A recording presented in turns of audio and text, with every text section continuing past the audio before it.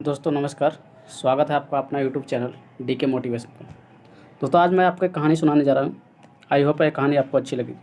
यदि कहानी अच्छी लगे तो चैनल को सब्सक्राइब करें, लाइक करें और शेयर करना ना भूलें। दोस्तों बताना चाहूँगा कि एक एमसी आदमी कहानी सुनाने जा रहा हूँ। एमसी मतलब मास्टर ऑफ कंप्यूटर एप्लीकेशन में समझिएगा। एमसी मतलब मिडिल क्लास आदमी। एक बार एक आदमी बिजनेस को खोलने की सोचता है। वो पहली बार बिज़नेस ओपन करने के लिए मार्केट में जाता है। जब बाज़ार में जाता है तो बाज़ार में ऑलरेडी बहुत सारे कंपटीशन थे। उसको एक फॉर्चून की दुकान खोलनी थी, दैट मीन्स किराने की दुकान। किराने की दुकान में वहाँ पे बहुत सारा कंपटीशन था। उसको डर भी लग रहा था कि कहीं मेरा बिज़नेस चलेगा, डूब जाएगा, नहीं चलेगा या डूब जाएगा। लेकिन उसके मन में एक आइडिया था। वो आइडिया को पहले से घर में प्लानिंग करके आया था कि मैं इस आइडिया को मार्केट में ले जाऊँगा और अपने बिज़नेस में सफलता पाऊँगा। आइडिया उसको बहुत ही ज़बरदस्त था, पर लेकिन वो किसी को बताया नहीं था। वो डायरेक्ट ही मार्केट में जाकर अपना फॉर्चून की दुकान ओपन कर लिया। फॉर्चून की दुकान में वो सबसे ज़्यादा जो कारोबारी करता था वो चीनी का व्यापारी करता था।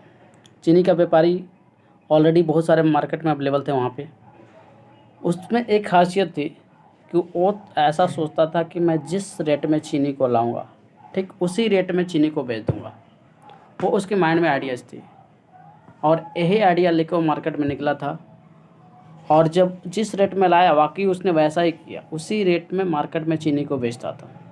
बट शुरू में लोग विश्वास कम करते हैं, क्योंकि को जब उसको आसानी से और बहुत ही कम सस्ते में यदि कोई सामान मिलता है तो कस्टमर उस पर बिलीव नहीं करता है कि या तो ये फेक होगा या फिर इसकी जो है वज़न कम होगी या फिर इसके क्वांटिटी या क्वालिटी दोनों में डिफेक्ट होंगे। लेकिन ऐसा नहीं था।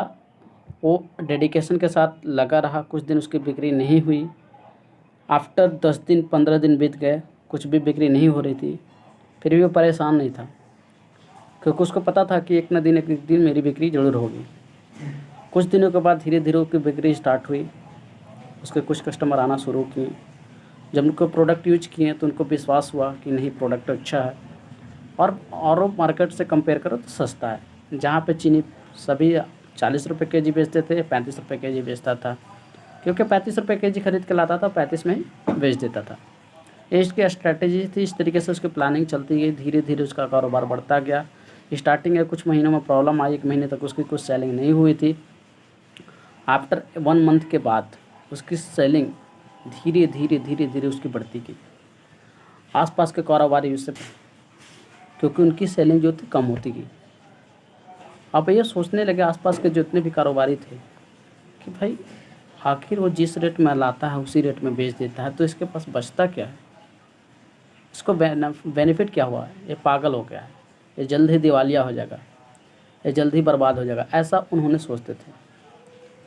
बट ऐसा नहीं हुआ। उसकी बिजनेस साल दिन प्रतिदिन, महीना 2 महीना 3 महीना 6 महीना साल भर बीतते गए और उसका बिजनेस जो है धीरे धीरे ऊंचाइयों की छूता गया। पहले वो शुरुआत के दिनों में 1 बोरी बेचता था, फिर 10 बोरी बेचता था, फिर 50 बोरी, 100 बोरी। आज उसका ऐसा दिन आया कि उसका ट्रक का ट्रक सेलिंग होती है। आपस में तो जितने भी कारोबारी थे सब परेशान हो गए कि भाई से छुटकारा कैसे पाया जाए, कैसे हम अपना, उनका बिजनेस उनकी वजह से चौपट हो रहा था। तो एक कस्टमर ने एक दिन आके उनसे पूछा कि भाई आप, एक बात पूछूं मैं आपसे? बोला पूछो। बोला कि आप जिस रेट में चीनी लाते हैं उसी रेट में बेच देते हैं, तो आखिरकार आप कमाते क्या हैं? तो उन्होंने वरना बड़ा प्यार से जवाब दिया कि भाई ये मेरी सीक्रेट है, मैं आपको क्यों बताऊं। तो ग्राहक ने बोला कि आप हड़बड़ाइए नहीं, आपको इससे कोई नुकसान नहीं, क्योंकि मैं व्यापारी नहीं, मैं एज ए कस्टमर हूँ। आप मुझे बता सकते हैं, मैं आपका ट्रिक किसी को नहीं बताऊँगा। बोला ठीक है, मैं आपको बताता हूँ, आप सुनना चाहते हैं तो। लोगों को लगता है कि मैं जिस रेट में लाता हूँ उसी रेट में बेच देता हूँ। ये बात सही है, मैं जिस रेट में लाता हूँ उसी रेट में बेचता हूँ, तो आखिर मैं कमाता क्या हूँ? आखिर मैं कमाता क्या हूँ? सबके माइंड में यही क्वेश्चन है। तो वो दुकानदार उनसे पूछा, कस्टमर से। कस्टमर ने बोला हाँ। बोला ठीक है, मैं आपको बताता हूँ। देखिए, लोगों को लगता है कि मेरे पास बचता कुछ नहीं है, लेकिन मैं आपको एक अंदर की बात बताऊँ कि मेरे पास बोरी बचता है। कस्टमर बोला मतलब समझा नहीं मैं। बोलता मैं समझाता हूँ। जिस बोरी में चीनी आती है, चीनी तो बिक जाती है, लेकिन वो बोरी जो है बच जाता है मेरे पास।